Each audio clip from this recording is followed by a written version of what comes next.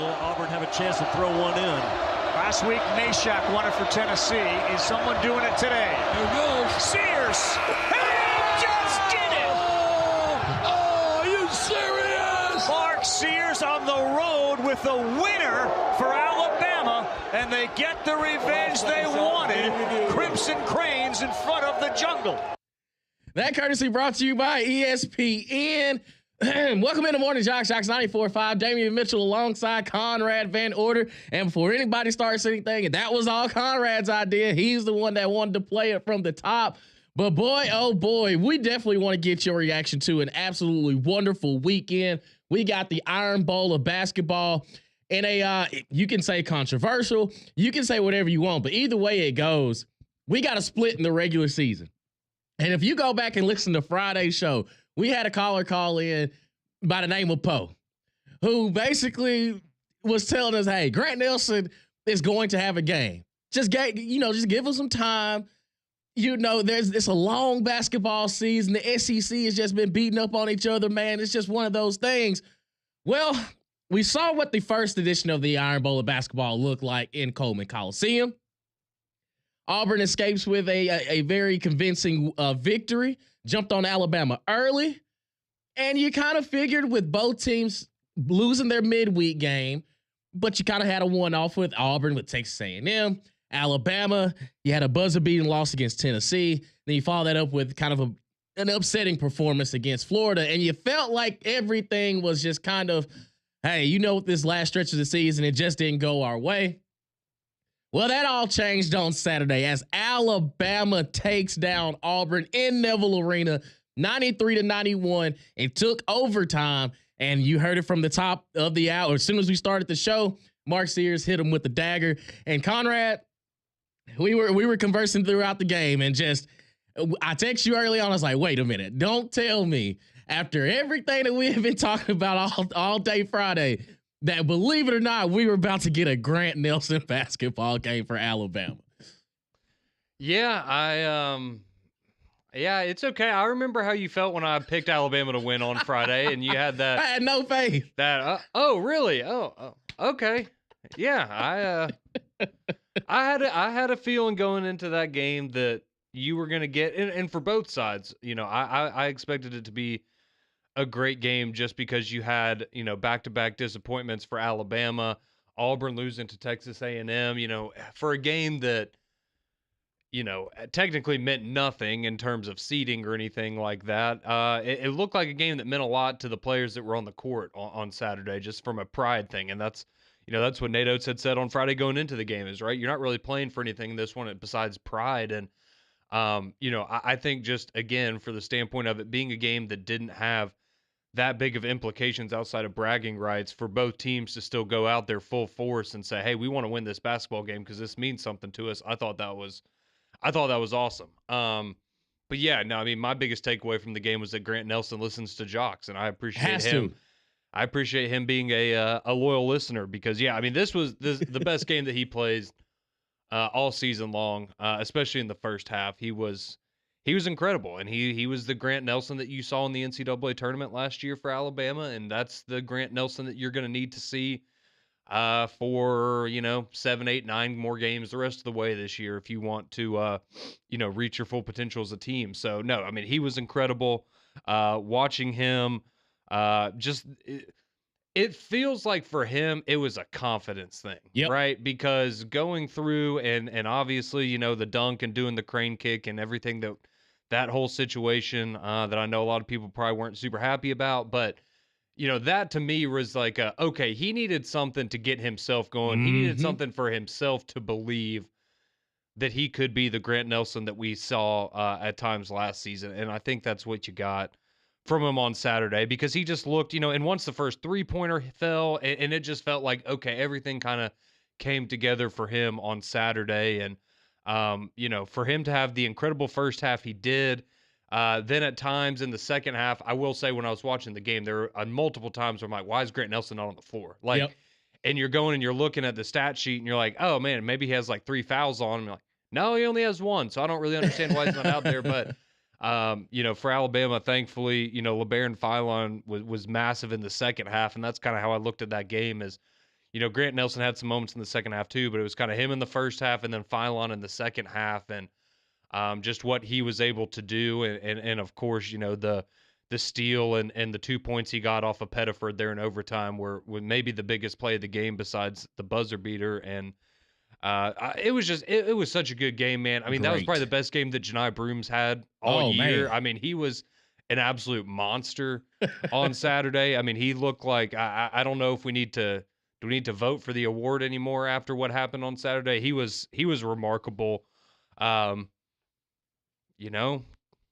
You got a guy who has a propensity to get in trouble with the officials, and it rears its ugly head again. And now you sit here, probably scratching your head a little bit if you're an Auburn fan. Like, man, this guy's really not going to do this again in the NCAA tournament, is he? But, I don't know how many times we can sit here after an Auburn game and go, oh, well, maybe this is the time that he's going to learn, or maybe this is the time that he's going to figure it out. And no, that's not the case because, Chad Baker-Mazara gets ejected again.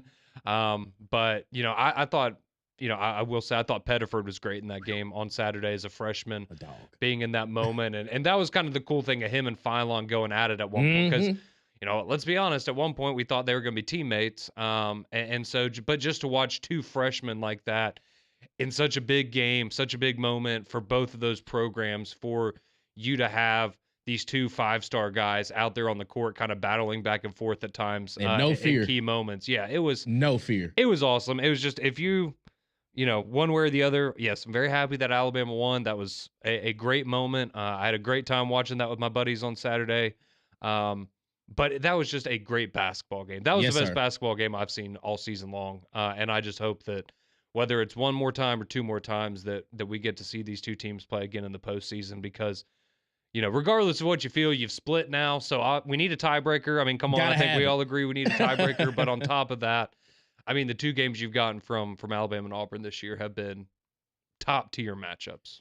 And I think when I came away from, watching the game, we've had a couple of days to kind of just reflect on it. One, like you said, Janai Broome, if there was ever a question of who deserves the Wooden Award, you can say that Cooper Flagg is more skilled, understandably so. But if you watch that game and the way that he continued to keep Auburn in it, I mean, it truly felt like it was Broome and Pettiford show. Everybody else kind of find yourself in, find your way in, work your way in. But when you flip it over even to the Alabama defensive side and the way that they were contesting shots, like it was the best game Alabama had played, and it wasn't like Auburn just gave it to them. No, Alabama went out there and earned it.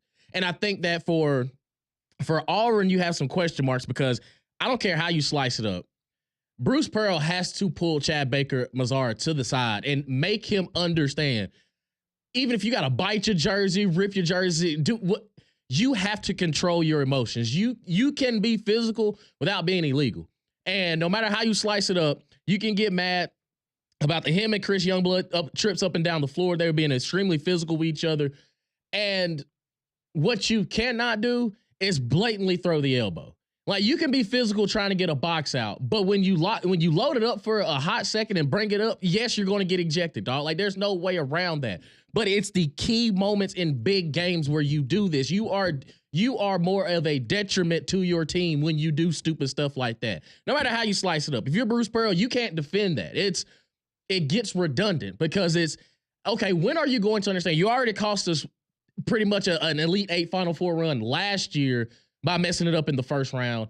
And then in key moments in games in the SEC regular season, you're continuing to hurt your team. Like, nobody's mad at you for being the pest. Like, you're the Draymond Green of the situation. You can chirp, you can do all those things, but you have to keep it within the bounds.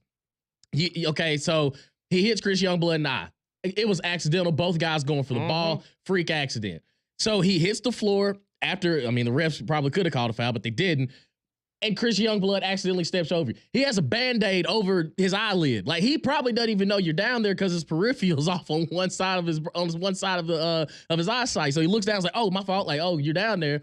And then you come down there on the next possession and you elbow him in the back of the head, and Chris Youngblood hits the ground. He's like, okay, I've been hit before. I've been boxed out and got a couple elbows, but that one was different. Like, he's telling the referee, like, you got to check that one.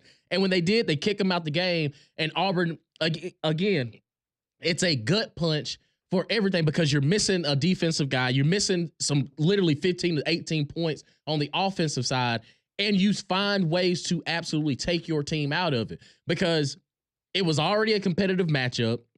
You see the momentum swings on both sides, and when that happens, you're fighting an uphill battle because one of your leaders on the team is out the game. And it gets to a point where, you know, we joke about his age, but he's 25 years old still making like freshman mistakes. Yeah, he's the oldest player on your team, and he acts like the youngest player. Yes, on your team. and it's annoying, and it's also going to be a detriment for Auburn moving forward if he can't control his emotions on the floor. No ands, ifs, or buts about it. But I do think for Alabama, I mean, again, Grant Nelson, it had been all season long, and it's the pressure of, and to your point too, it may have been a confidence thing. The more I kind of look at it, because when he punched on Dylan Cardwell, I was like, okay, that's the Grant Nelson everybody has been waiting on.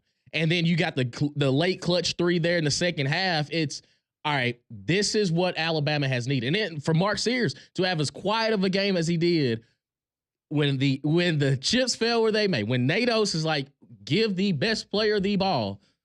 And I don't know what Auburn was doing on the pick and roll situation. I don't know if I think it was Denver Jones in front of him. He realized, I thought he's probably expecting Miles Kelly to switch or something. But when you give the best player, arguably one of the best players on the floor, a wide open teardrop, you kind of expect situations like that, especially in the moment where it's either we are going to another overtime or we're in the ball game. But you have to have some sort of defensive communication on that play. Yeah, and I mean, they had done such a good job of switching and making life difficult for Mark Sears the whole game. And, you know, after, you know, in the post game when they asked him about the play, that's essentially what he said is, yeah, I mean, I thought it was a good play because, you know, he thought it confused Auburn because you could tell that, you know, they were, I guess, just expecting to be able to handle it defensively like they had everything else in the game, and they weren't able to do that. And then once he saw that there wasn't a switch made, he knew it was off to the races and it was his chance to go. So, you know, Nate Oates was like, I didn't think it was that great of a play call. And Mark's like, well, you know, from my perspective, it worked out pretty well. So, no, I mean, you'll certainly take it. But, you know, I think a big thing, too, for Alabama was, you know, and you kind of said it early on was, you know, this was not a game that you went out and you shot, you know, 50% from three and you were just having, you know, one of those nights where you're shooting the lights out of the gym and nobody in the world can stop you, right? You beat Auburn on the road, playing a game like we've seen Alabama play a lot of times this year, right? You didn't shoot the ball particularly well from three. Auburn did a really good job, again, of not letting them just rain threes on them. You didn't shoot particularly well from the free throw line. You turned the ball over 15 times. Like, there's a lot of things that you can still take away from that game and go, man, all right, this is where we need to get better. Because it did feel like the Tennessee game for a while. And at a lot of times, I mean, obviously Auburn got a lead there in the second half at one point, and it looked like they were about to maybe run away with things, but it felt like one of those games where you're watching it and you're going, man, Alabama is outplaying Auburn, especially in the first half, but they barely have a lead. Mm-hmm. And that's a credit to Auburn. But for Alabama to be able to find a way to win that one, where, again, you had a lot of things that you can look at it and try to improve heading into the SEC tournament. I think that does a lot for your confidence to remember, yeah, we're a pretty good team because we can go on the road and beat the number one team in the country, even when we're not playing our best basketball. And that's important.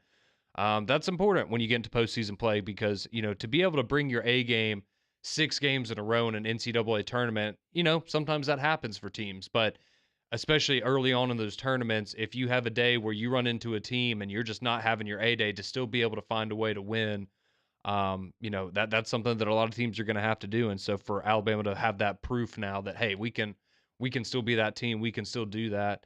I think that does a lot for your confidence. And now the good news for both Alabama and Auburn is you get a nice little 4 or 5 day vacation. So you're not going to be playing until Friday in the SEC tournament. So good opportunity for both teams to get healthy before we see them at the end of the week. Absolutely. And shout out to Cliff Amore too. He I guess he didn't get the memo that Janai Broome was the best player in college basketball, and he caught him a body.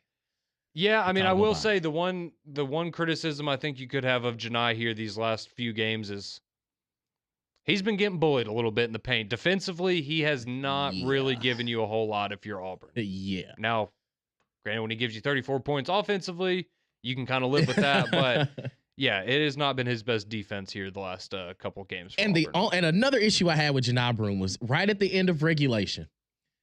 Yeah, why are you taking that shot? Why is that exactly, man? You just got to be more aggressive. Like if you're gonna hold it for the entire, pretty much 20 seconds that was left, I thought you would have gotten a better shot. I thought you would have been more aggressive of at least trying to get to the rim, or even having, maybe Todd Pettifer kind of roll if you get into a situation.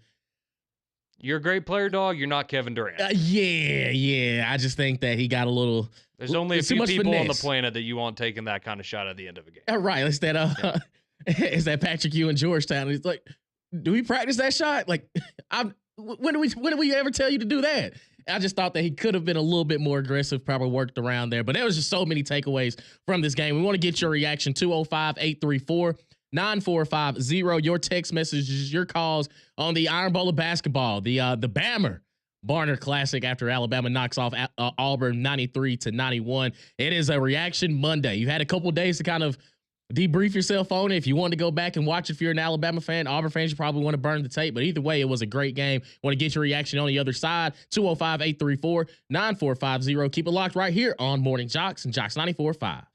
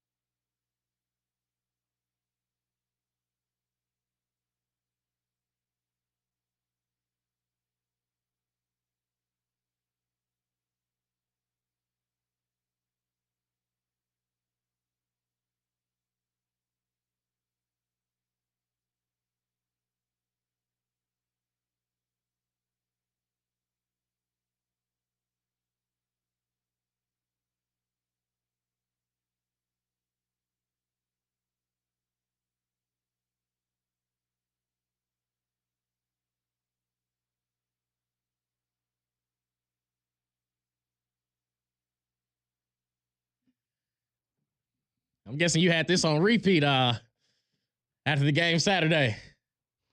No, you had a nice little jingle. No, you enjoyed it, Conrad. Even through it all. Crimson Conrad stayed true to his Crimson Tide against all odds. And the pressure was on Grant Nelson, and all he did was respond 1,000%. You want to talk about return on investment? He has to be a Jocks listener. Has to be, because Big Poe was adamant. Big Poe, hey man, y'all need to get my dog Grant Nelson, man. Hey, he gonna be all right.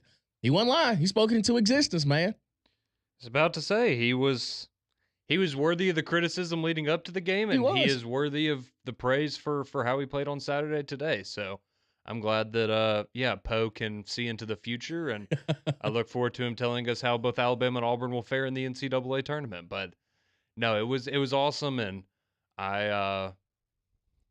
the power of the beanie remains. I will just say there we go. Welcome back in the Morning Jocks. Jocks 945, Damian Mitchell, Conrad Van Order, and of course you as well, our wonderful listeners. 205-834-9450 on this Reaction Monday of the Iron Bowl of basketball. I saw somebody say there was the Red Clay rivalry, the Bammer-Barner Classic. It indeed was a classic one. Goes into overtime, and Alabama goes into Neville Arena and knocks off the number 1 Auburn Tigers 93-91 off of just an absolutely wonderful ball game and a buzzer beater with Mark Sears. Only had 9 points, but the last 2 he had, the most important 2, because it was the end of the ball game. Just a nice little floater with the left hand. Swap, nothing but net. But absolutely just wonderful ball game on both sides. We saw a glimpse into just some future stars with LeBaron Philon and Tahad Pettiford for both Alabama and Auburn, 2 freshmen that just absolutely stared down the barrel and was not afraid of the moment. Got some great moments with Grant Nelson. Again, 23 points, 8 rebounds. Went 8 for 15 from the field, 3 of 6 from 3. And a game that we had been itching to see from him. And I think maybe he just turns it on in March. Maybe he just plays around the regular season, gets his, make sure his conditioning is up. And when the calendar flips to March, he just turns it on, because that's exactly what he did for Alabama this weekend. Again, dropping 23. I mean, Clifford Moore gives you 15. LeBaron, speaking of Philon again, gives you 15. Aiden Holloway, the former Auburn Tiger, now Alabama Crimson Tide, he only gave you 5 points, but I will say Auburn fans, they made sure they knew when he had the ball in his hand. Maybe I felt like they missed him though. Yeah, I didn't get that same You impression. didn't get that vibe? No, I didn't. Was it the boos that got to you? Yeah. You couldn't hear? Well, and just, in pregame, they were, cheering when he missed and booing when he made shots in pregame. So it's like, okay, if we're starting before the game, I think that kind of tells you where the heart lies for them. But yeah, it wasn't one of his better games. I definitely will tell, early on in that game, watching him and some of the turnovers, some of the shot selection, I was like, okay, I feel like he was pressing.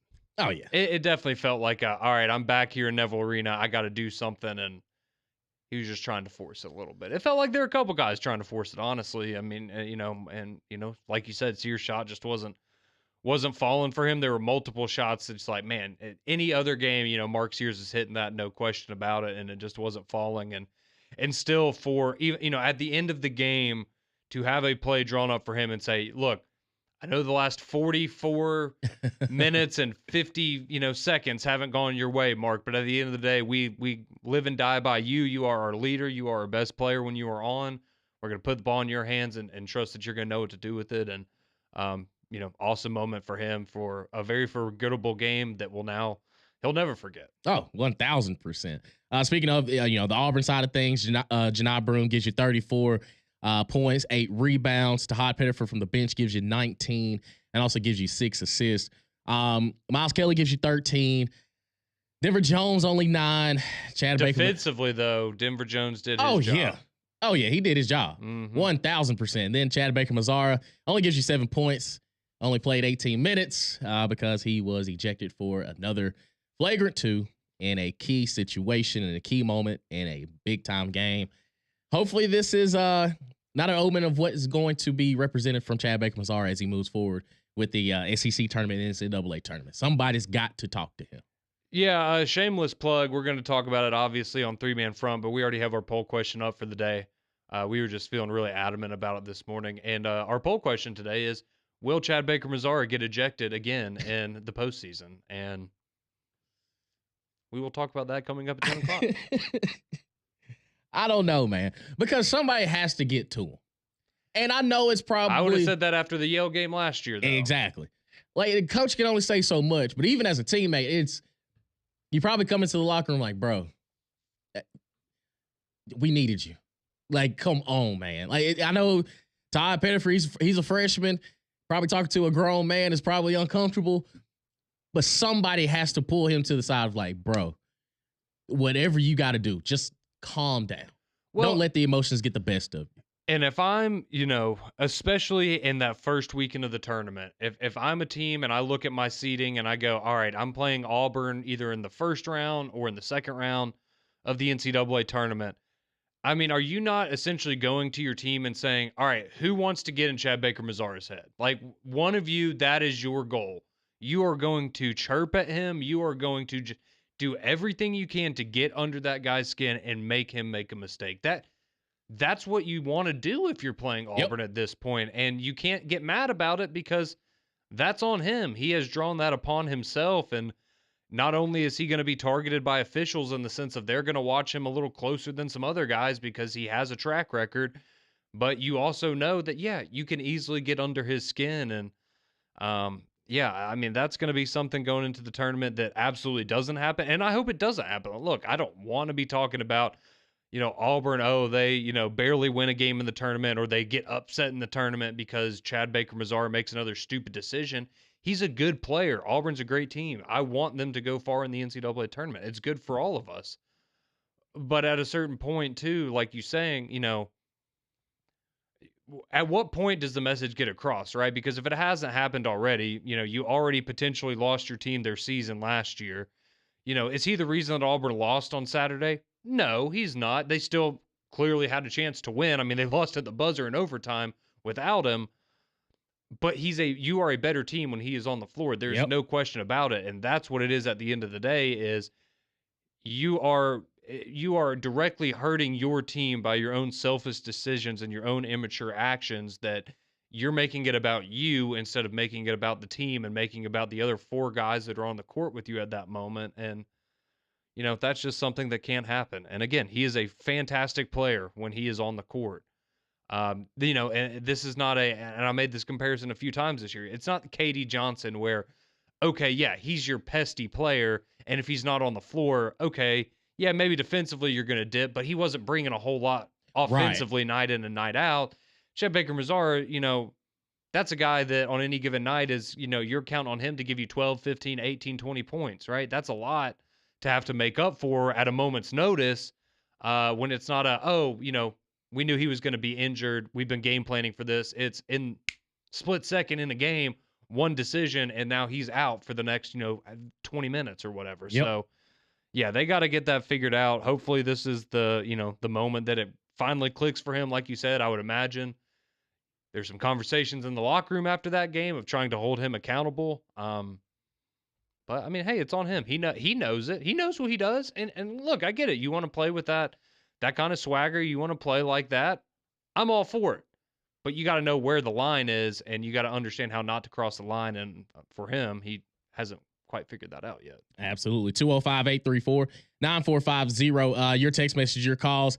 Always welcome here on Morning JOX. Fanboy texts in. He says, don't ever mess with the crane kick. # roll tide roll. Burr Unk texts in. He says, that's the Grant Nelson we've been missing. Absolutely, man. I'm telling you.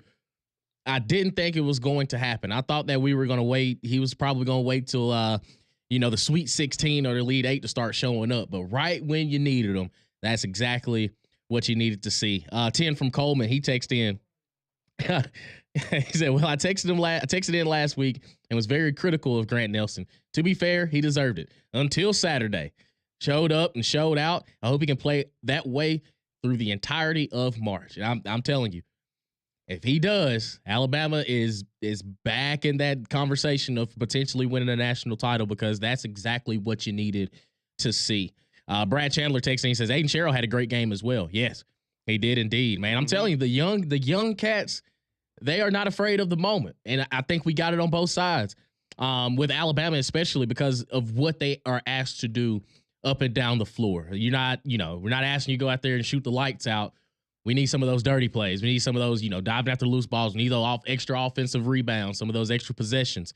It's just this is what we need to see if you're in Alabama. If you're an Alabama fan, this is what you wanted to see. And I think for Auburn, it's kind of a gut punch right here towards the end of the season of, man, we let it slip away. Not to say that you're still not one of the best teams, if not the best team in college basketball, but now you've lost, 2 straight to end the season. And you never want to question if you're taking the foot off the gas. It's okay. Well, the Texas A&M. Now looking back on it, it's okay. Was it a precursor of what happened against Alabama because of the fact that Janai was still kind of trying to figure out his shot against Texas A&M. A lot of the other role players didn't necessarily have a good night, and then you flip it over to Alabama, where you just got.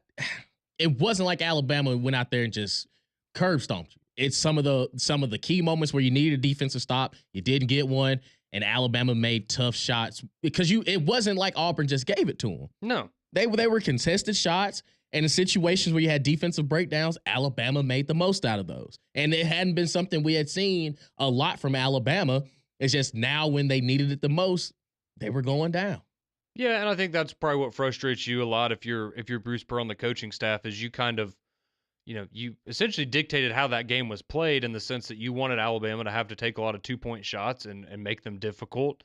And that's what you did. And you lost that way. And you, you kind of identified, hey, this is how we're going to play them. We think this gives us the best advantage. And they straight up said, okay, we'll do that. And we'll beat you. And now I will say this, if you are, one of the teams, especially on that side of the bracket for the SEC tournament, I think we're going to see an Auburn team that's trying to win the SEC tournament now because back-to-back losses, you're going to have a lot of things that you want to work on. You do have, the 5 days of rest that you got between Saturday and Friday's matchup. And then you're guns blazing trying to win this thing and get things back on the right track because again, I don't think this is a precursor to Auburn, being upset early in the NCAA tournament or, things are starting to fall apart for them right now. But it's just, getting that confidence back and remembering that, we've been the best team in the country for 95% of the season. Let's not let that get in our head now. Let's get back to, doing what we do best. And I think that's what you're going to see for Auburn and Nashville. So, I look at that. Really the last week for Auburn is, it was a bad week for Auburn, but I think it's about to be a bad week for a lot of teams in the SEC if you have to play Auburn and Nashville, because I think they're going to have a little bit of a chip on their shoulder here. Absolutely. 205-834-9450. We continue with your text message. Get to your calls on the other side. Keep it locked right here on Morning JOX and JOX 94.5.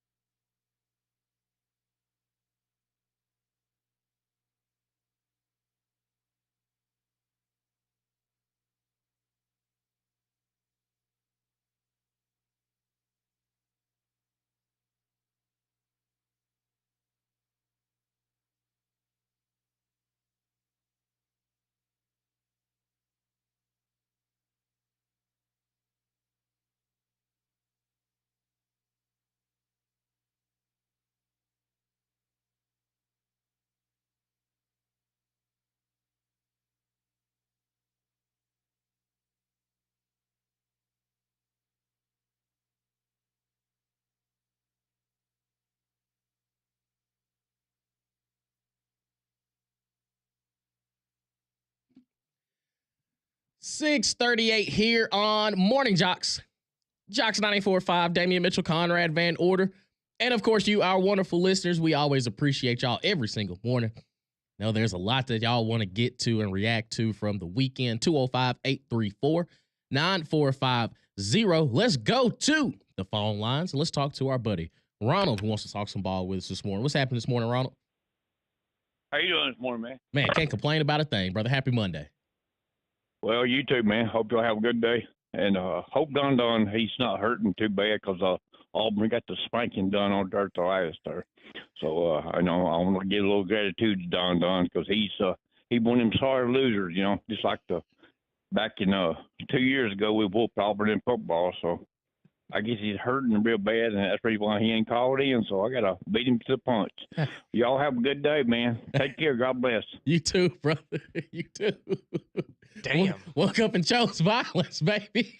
Yeah, I wasn't expecting that. Not at all. I have a feeling we'll be. He just said, I want to talk about the game. He didn't want to talk about the game. He out for blood, He didn't want to dog. talk about. Happy Monday, baby. That's what I'm talking about. Let's keep on, keep on. I mean, come on. We got to, come on. Say no more. Well, Don, the floor is yours, brother. Ronald had some things to say about you. Well, you know what, guys? I kind of expected my name to be brought up today, but I called to congratulate my Alabama friends. Conrad, congratulations. I believe all you Alabama fans woke Grant Nelson up on the tweets and everything that y'all said about him. So I think y'all owe the kid an apology. No, we don't. I'm glad that he took it personally, Don. He needed the wake-up call. What did he need an apology for? He played like crap, and then he didn't. Hey, Damien, I'll go ahead and tell you now, that kid played his butt off. Exactly. Everything. And Conrad, that was one game where I think y'all wanted it more and everything. And I got no qualms about how Auburn played. It was a great basketball game, and the whole country enjoyed it. But on the Chad Baker, Missouri, I do have a little update for you. Broom was very upset in the locker room, and Broom had a long talk with that kid, and then I heard it got a little heated. Good. Yeah, good. That's what he needs. But let me ask y'all a question. Should Pearl suspend him for the opening game next Friday? I mean, see, I just I mean, that's a coach thing. I don't think it's worth the suspension. It's worth a benching for sure. It's worth to be like, hey, big dog, until you get it together, you have to realize the opportunities that are ahead of us. This can be Absolutely. you have a target on you now. So if he didn't get it after Yale, I don't necessarily think he'd get it after, he was suspended early. He got ejected earlier this season. At some point, he has to make a decision of, does he really want to play basketball or not? Absolutely. And I got to tell you, and I know Youngblood did not mean to do it, Conrad, but when that happened and everything, he accidentally stepped on his hand. I said, look out, he's going to retaliate in the next 10 minutes. And by golly, I was right. But let me address the guy that just called. What was his name? Ronald? Yeah. Okay. Ronald, I want you to know, and Conrad, you can vouch for this. I spent 30 minutes congratulating all my Alabama friends. And Conrad, did I not text you and congratulate you? You did, Don. You were very gracious after the win. I will give you credit. What did Conrad do? What did he need congratulations for? I wore the beanie, Damien. His favorite team won, Damien. See, me and Conrad have teams. You don't have a team. You're a Tennessee Titans fan, and you're a Tennessee Titans fan. So I'm supposed to congratulate the Houston Texans when they beat us. I'm supposed to congratulate Jacksonville. This is sports, man. We ain't got time for sportsmanship. It's fandom. That's goofy. Well, I mean, look, I congratulate everybody. I got killed on Facebook. I got killed on everything, but. Have any Alabama fans congratulated? Did anybody congratulate you on the kick six? Has any Alabama fan reached out to you after Auburn has beaten them? Actually, yes, they have. Y'all are weird. I mean, yes, they have. Yes, they have. Y'all are weird. Everything, but it was a great game. Everything made the state look great. And by golly, everybody out there, Auburn's still a number 1 seed. We're gonna be all right. Congratulations. You're right, Don. Appreciate the sportsmanship. Pass it on. No. You don't remember that commercial? Yes. I do. Obviously didn't resonate with you. Yeah, and not at all. Call me Chad Baker-Mazar. Is that the one where the guy goes into the huddle and he's like, "Coach, I actually tipped it out of bounds." Be like, "No, you're not saying anything, buddy." I will agree that commercial is Come on, Alex, it's a championship game. I'm like, yeah, sportsman's like, I'll shake your hand after the game, but I'm not going to tell you that. I'm not going to tell you the ref got the wrong call. Nuh-uh. At all, That's not man. my job. Congratulations. Get out of here. 205-834-9450. Let's go to Larry.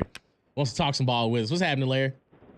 Hey, good morning, guys. Hey, Crimson Conrad, let me ask you a question. What's up? Was that close or even a little bit close to the Gravedigger? I mean, yeah. I mean, I guess in the sense that, a big play at the end of a game, I guess I looked at, the Gravedigger play was just so unfathomable how that situation even presented itself to happen. And I think that, that moment and that game of getting you to an SEC championship and getting you to a college football playoff, I think that one will be remembered more because, again, this game, there wasn't anything on the line. Now, if this had been, like to win the SEC regular season title or something, I think it would be in that category. But I mean, in terms of recent Alabama-Auburn moments, I certainly think it's probably number 2 behind the Gravedigger. But yeah, I mean, that play is just kind of in a different world. Let me say this. I'm in my 60s, and I mean this from my heart. I am not a Bama hater. One of my daughters went to school at Auburn for a while, but she got her master's at Auburn, Montgomery, got her master's. But what I'm trying to say is, as many times as I saw the kick six, and I've seen it about 1 million times. Mm-hmm. Hey, when you win, you're proud. You're happy. There's nothing wrong with that. I mean, when Auburn beat us in Tuscaloosa a month ago, they beat us handily in basketball. I didn't like it, but you live with it. But the thing about it is I really, as a Bammer, and you know what I'm trying to say, I didn't think that we would go into Auburn down there and beat them. But the guys came, they were prepared. They were mentally right. They were focused. They were inspired. But, I mean, Auburn still played a great game. It was a heck of a basketball game, guys. But I just wanted to throw that out there. And, a lot of the people that have that hatred, if they want to keep that hate, then they can stay miserable. It's great to see a great game, win or lose. But as a Bammer, like I've said before, I didn't think we would go down there and beat the way Auburn's been playing lately. But, hey, they got it done, and that's all I got to say, guys. Appreciate it. Hey, we appreciate you, Larry. Let's go to John at Huntsville. Wants to address the Chad Baker-Mazar situation. What's going on, John? Hey, good morning, guys. How are y'all? Man, doing well, brother. Great. Hope you have a great day. Hey, this Chad Baker-Mazar whole fiasco. I'm an alumni from Auburn, graduated in '83, so I'm a lot older than you two guys. And I hate to say it, but this guy's a dirty player. He's letting his team down constantly. When you get ejected from the game, you're letting your team down. It's not about you. Unfortunately, his mindset right now as a 25-year-old man is it's all about him. I guarantee you when he got called for the foul, I think it was on Youngblood, and slapped him in the face, that was intentional. He wasn't reaching for the ball. He was intentionally trying to slap that young man in the face. And then to cheap shot him in the back of the head, they ought to sit his butt on the bench. I guess you can tell I'm kind of a compassionate fan, but I'm sorry. In all of the years I've been an Auburn fan and down on the plains as a student, I've never been able to say we've had a cheap shot, dirty player until now. And something's got to be done about this kid. Whether they play him or they don't play him, something's got to be done. He's got to realize, as you said, Damien, in his own brain, I've got to stop.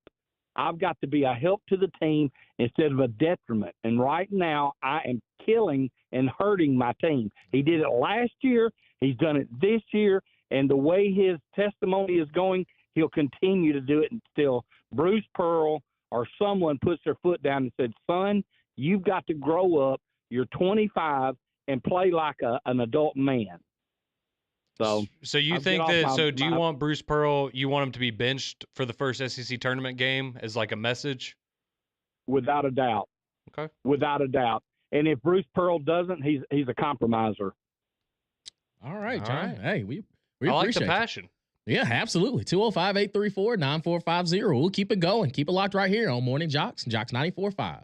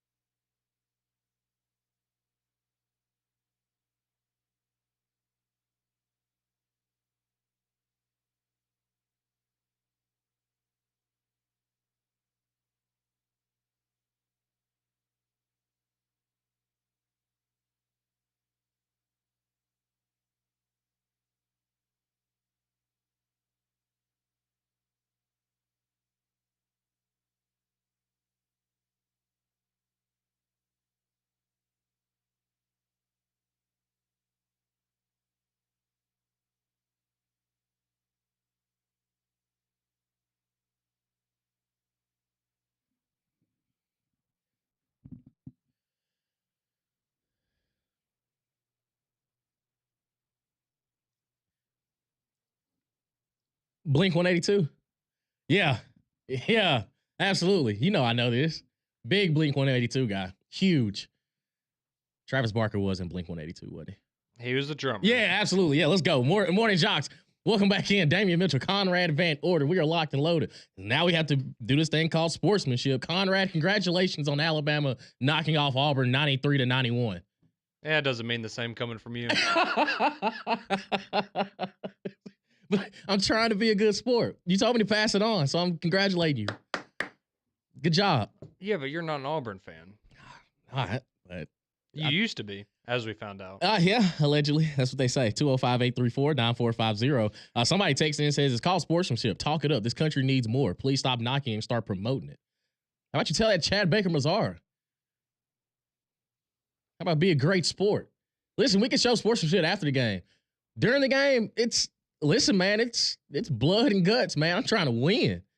I thought the fans showed great sportsmanship throwing the towels at the players after the game. Exactly. Well, no, they saw that they were sweaty from the game, and they wanted Exactly. them to be able to dry off. So that was very nice of the Auburn fans to respond by throwing stuff at the opposing team when your team loses. Right.